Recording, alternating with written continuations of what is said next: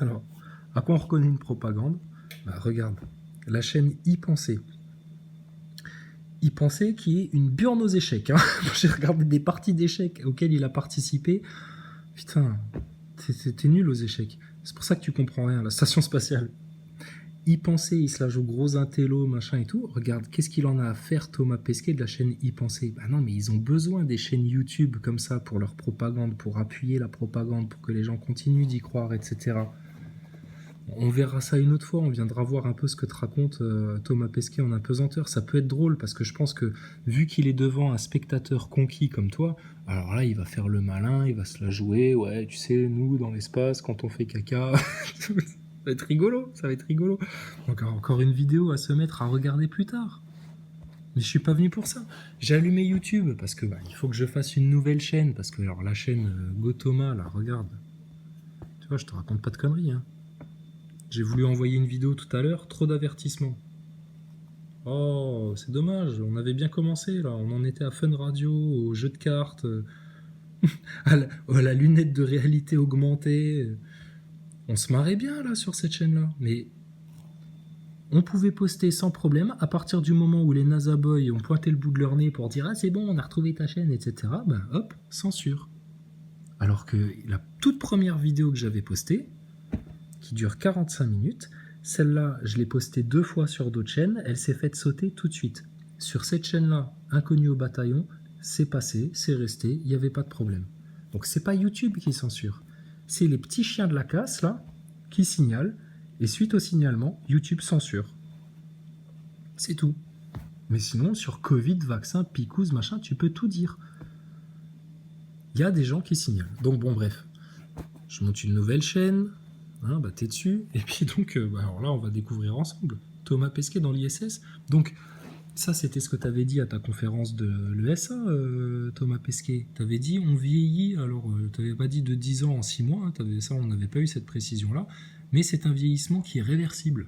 Alors, rendez-vous compte, hein. Alors, vas-y, plus précisément, ça donne quoi? Et toi, on te garde à regarder plus tard, y penser. On va beaucoup rire avec toi, hein.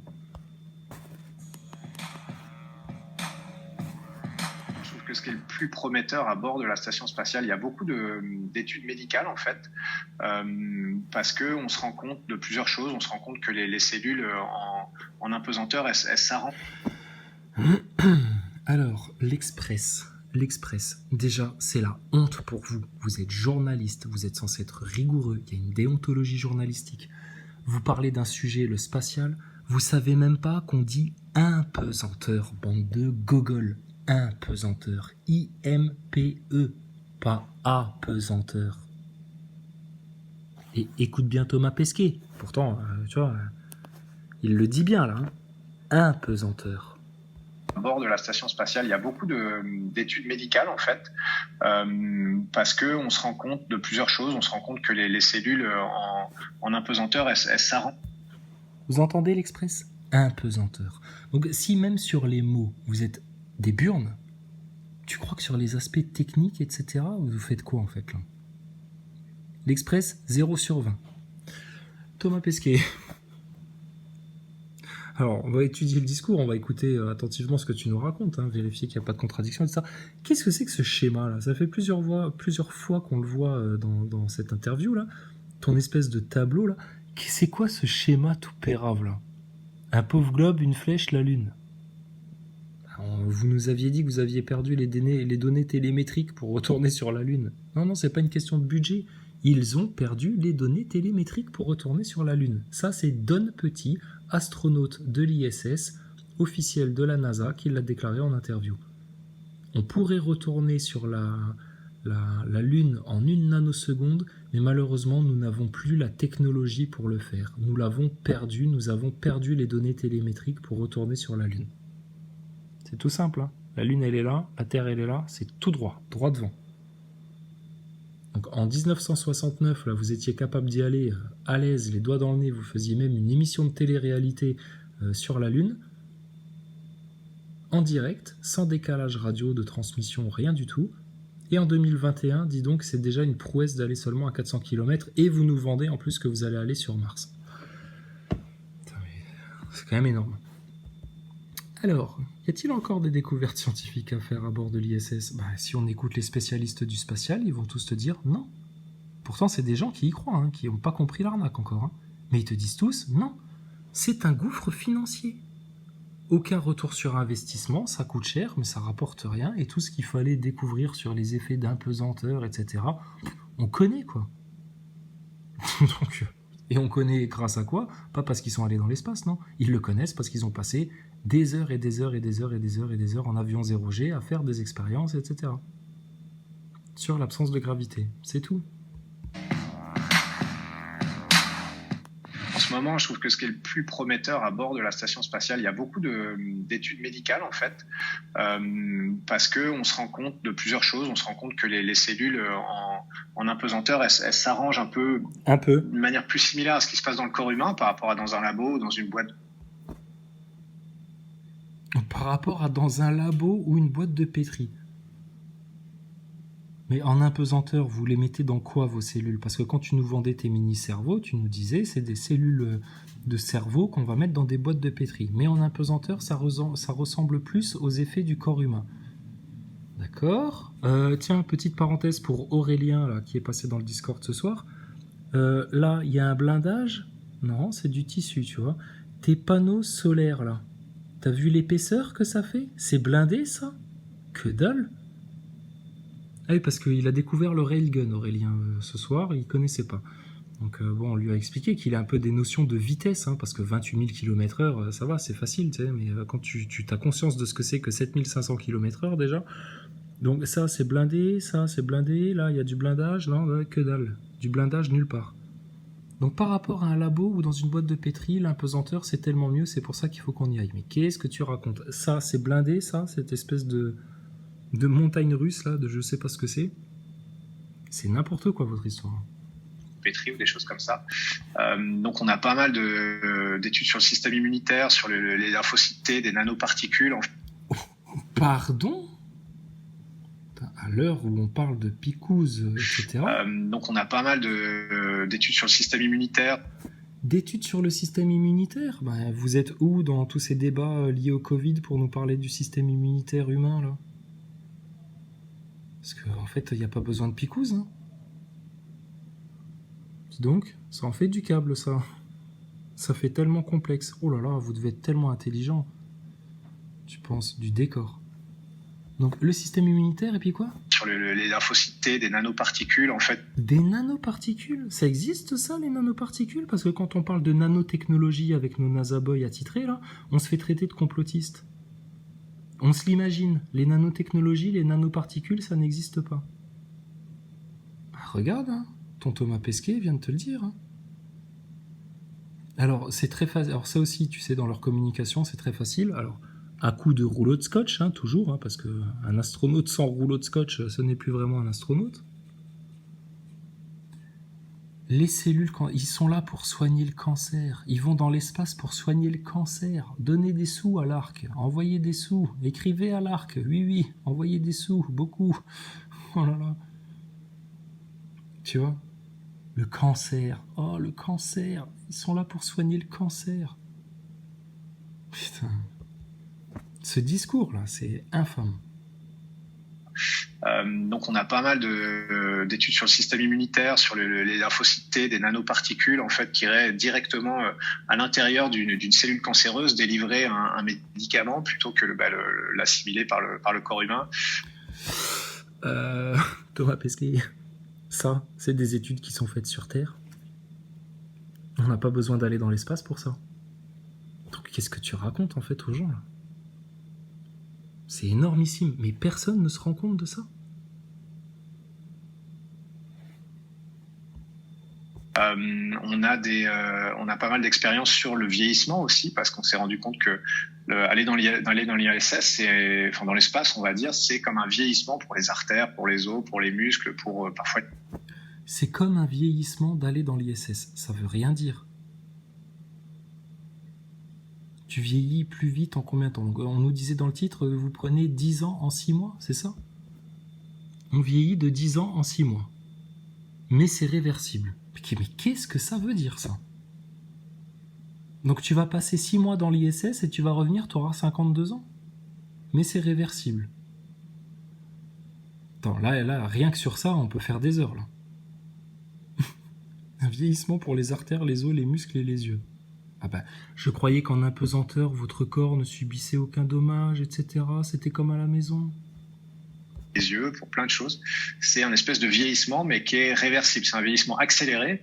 On va dire, on vieillit de 10 ans en 6 mois, mais qui est réversible. Donc ça fait... Donc ça fait fantasmer tous les scientifiques. Les scientifiques un peu cons, hein, qui croient tout ce qu'on leur raconte. Hein. Puis dès qu'il y a écrit NASA dessus, alors là, oh, c'est la sainte autorité, ils se prosternent par terre, là, ils lèchent les souliers, et puis ils en peuvent plus. Mais ils réfléchissent pas, ces scientifiques-là. C'est des scientifiques très cons. Des NASA boys de base. Hein. Donc, tu prends 10 ans en 6 mois. Mais c'est réversible. Comment vous le mesurez, ça? Puisque vos études... vous êtes censé passer au scanner à votre retour sur Terre. Donc c'est réversible comment? Vas-y. Fantasmer tous les scientifiques parce que évidemment, si on pouvait débloquer la clé du vieillissement et trouver comment l'annuler, ça ce serait super pratique. Pourquoi Pesquet? T'es comme tes grands mondialistes, t'es comme Jacques Attali, t'es comme Laurent Alexandre, t'es comme tous les pourris d'or de la Terre, là. T'as peur de mourir? T'as peur de vieillir et de mourir? Mais qu'est-ce qui vous arrive, là? À vouloir viser l'immortalité avec votre transhumanisme? Donc, là, ça a beau être super pratique de trouver la clé du vieillissement, etc. Ce sera super pratique pour la haute élite globale. Et ça viendra en rien d'un petit trajet de 6 mois dans l'espace. Mais alors, prendre 10 ans en 6 mois, écoute, on va bien te regarder pendant 6 mois. Hein. Si à ton retour, t'as une gueule de mec de 54 ans, faudra qu'on se pose des questions. Mais ce sera pas le cas puisque c'est réversible. Donc c'est n'importe quoi cette histoire. N'importe quoi. C'est comme ton histoire que t'avais racontée à Jamel Debbouze dans l'émission La Clique sur Canal+. Ouais, en 3 semaines, tu prends 3 cm en apesanteur. Hein. Parce qu'en fait, t'as un peu mal au dos, parce que ta colonne vertébrale, elle fait clic, clic, clic, clic, clic, clic, clic, comme ça, et tu prends, en 3 semaines, tu peux prendre 3 cm. Hein. Mais tu sais, sur Terre, toi, Jamel, quand tu dors la nuit, en une nuit, tu peux prendre facile 2 cm. Hein. Vous entendez votre astronaute raconter ça, et à aucun moment, les NASA boys ou les scientifiques, vous vous dites, mais qu'est-ce qu'il nous raconte, ce mec? C'est un bonimenteur. Et son histoire de vieillissement réversible, là, tu prends 10 ans en 6 mois. Pesquet. Donc ça veut dire que Peggy Watson, là, Hutchinson, là, je sais jamais son nom de famille, elle, qui est restée 666 jours dans la station, elle a pris quoi alors? Elle a pris 20 ans, là? Elle a vieilli de 20 ans? Mais elle est en pleine forme. Putain. Mais quelle énorme connerie, quoi. C'est incroyable. Donc là, on veut des précisions. Là, on veut que tu nous expliques précisément, avec rigueur, objectivité, avec des preuves factuelles, comment vous prenez 10 ans en 6 mois. Et surtout, en quoi c'est réversible. Et précise sur quoi vont porter ces expériences, qui vont étudier la réversibilité du vieillissement. Parce que là, tu nous fais du flou artistique, tu nous fais du Maxime Nicole. Je reste en surface, mais je ne vais jamais en profondeur dans les sujets. C'est à ça qu'on reconnaît les manipulateurs, les petits acteurs de crise du mouvement Gilets jaunes ou les petits acteurs d'influence du mouvement NASA Boy.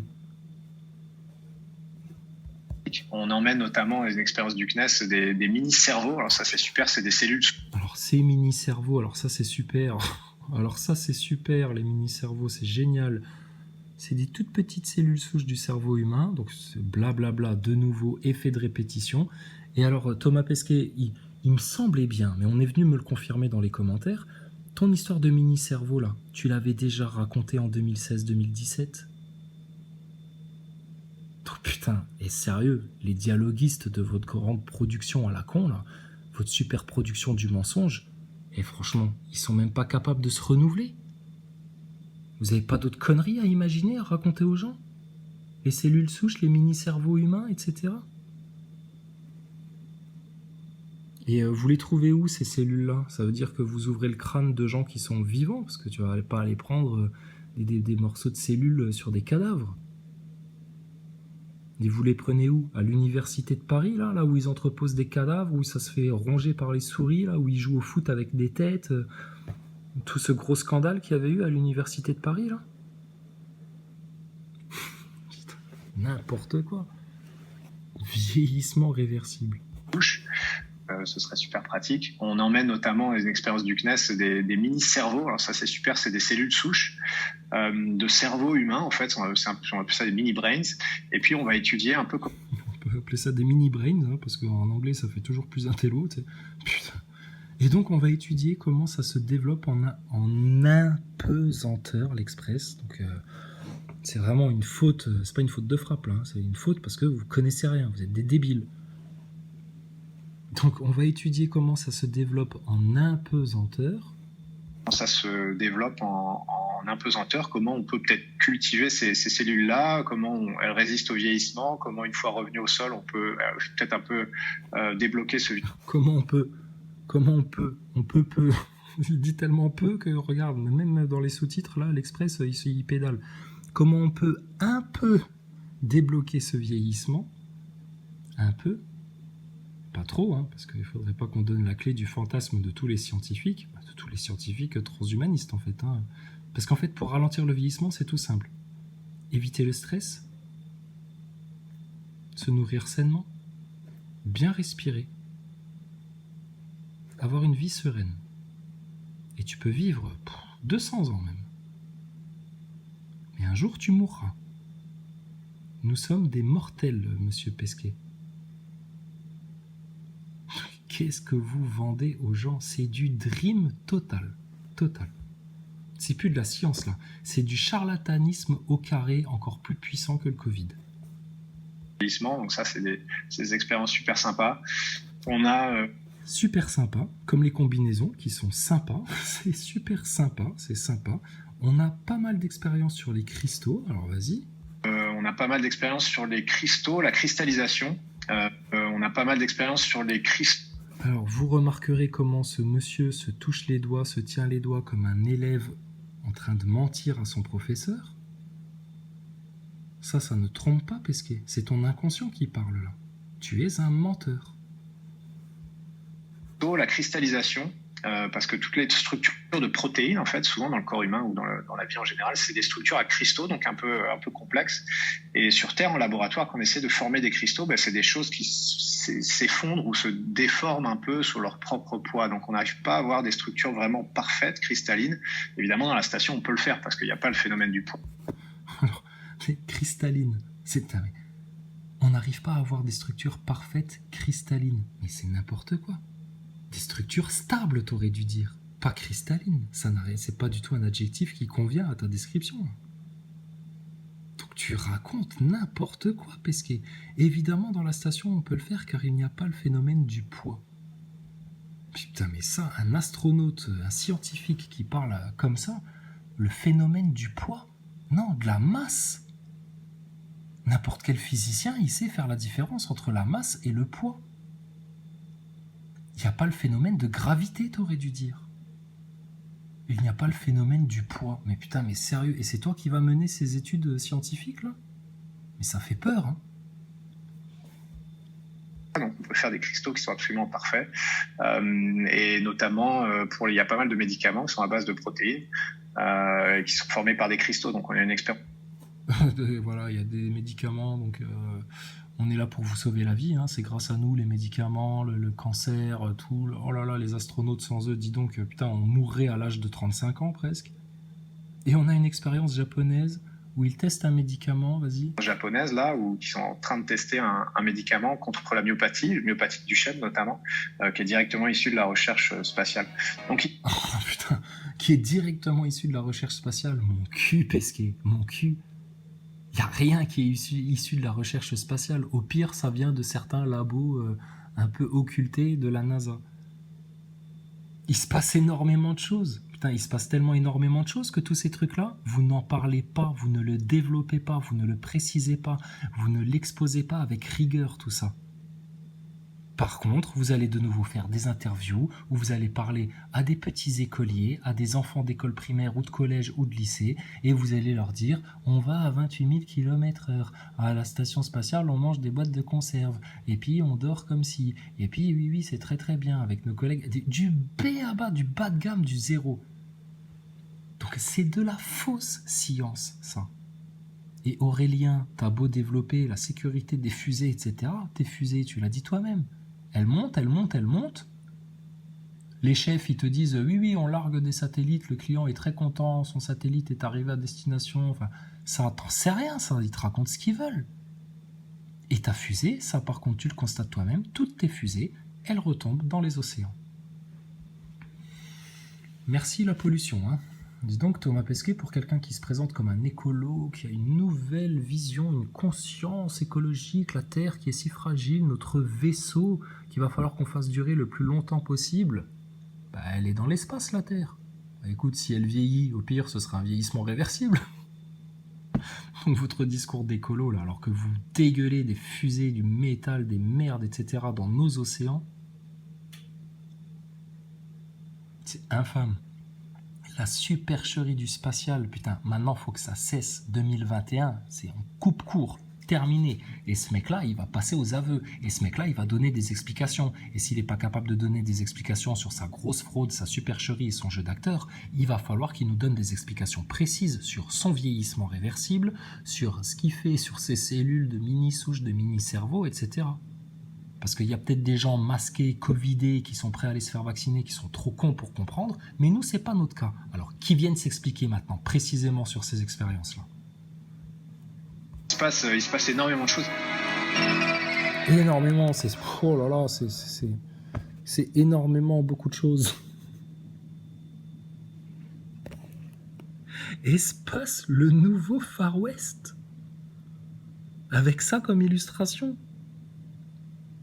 C'est intéressant que tu mettes ça comme illustration parce que en tenue de cosmonaute comme ça, quand il est en sortie extravéhiculaire, il prend le risque à chaque seconde de se prendre une caillasse à 28 000 km/h qui va venir le transpercer.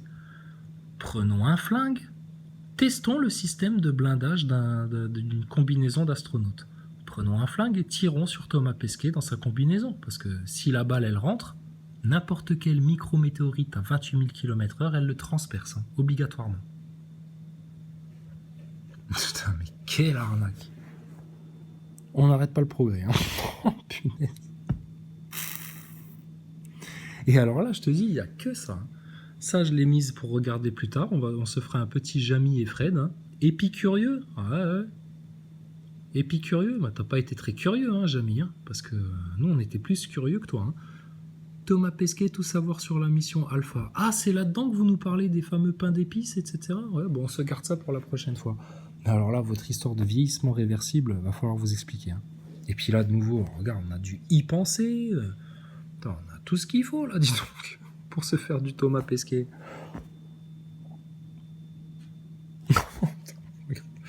Pesquet, partout, Pesquet. Ah, c'était il y a 4 ans, ça. Emmanuel Macron, je n'ai pas de leçon à recevoir sur la famille. Mais espèce de grande tentouse, va. T'as des enfants, toi ? Espèce de taré au masque, espèce de picouseur, vaccinolâtre. Alors, que risque Thomas Pesquet s'il commet un crime dans l'espace ? Pourquoi ? Il a envie de tuer un de ses collègues ? Oh, ça va être drôle aussi, ça, on va se le mettre à regarder plus tard. Hop, allez, c'est bon. Enregistré. Oh là là, on va rigoler. Pesquet, on va rigoler. Bon, vous partez ou pas, là ? Qu'est-ce qui se passe, là ? Qu'est-ce qui se passe dans les locaux de la NASA, de l'ESA, là ? Qu'est-ce qui se passe chez Elon Musk ? Vous décalez le décollage ? T'as perdu aux cartes ou quoi ?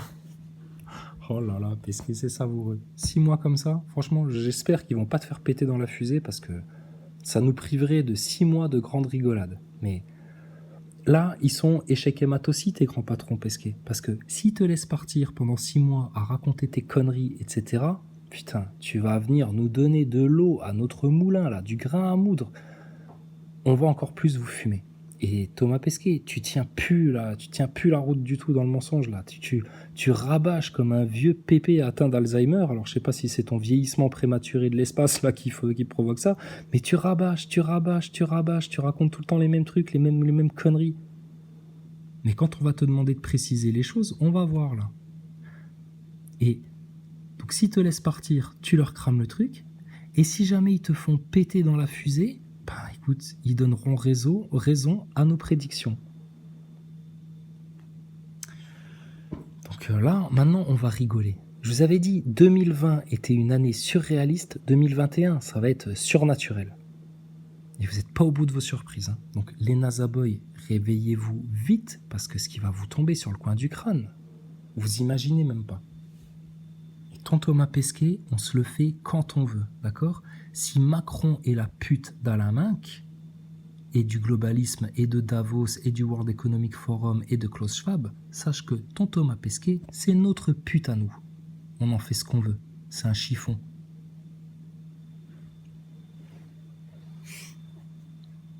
D'accord, mon commandant ? Allez, bon voyage, bon décollage. Hein. À très bientôt.